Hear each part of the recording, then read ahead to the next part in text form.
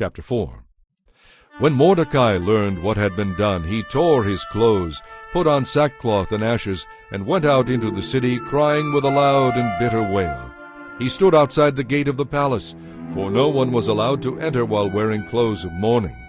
And as news of the king's decree reached all the provinces, there was great mourning among the Jews.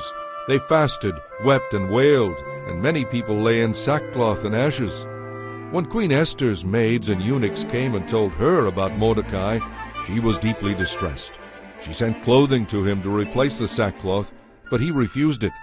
Then Esther sent for Hathach, one of the king's eunuchs who had been appointed as her attendant. She ordered him to go to Mordecai and find out what was troubling him and why he was in mourning.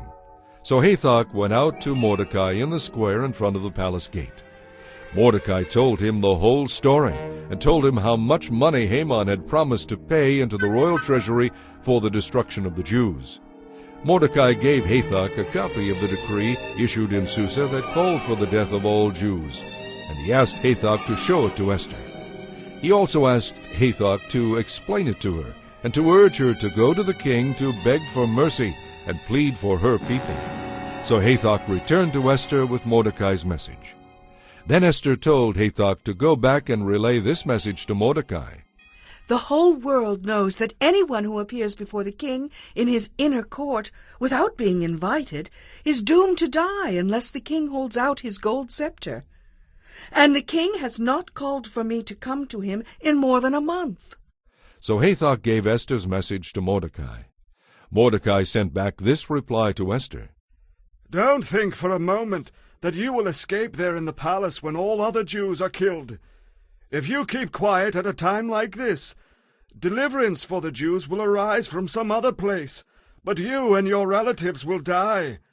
What's more, who can say but that you have been elevated to the palace for just such a time as this? Then Esther sent this reply to Mordecai. Go and gather together all the Jews of Susa and fast for me. Do not eat or drink for 3 days, night or day. My maids and I will do the same. And then, though it is against the law, I will go in to see the king. If I must die, I am willing to die.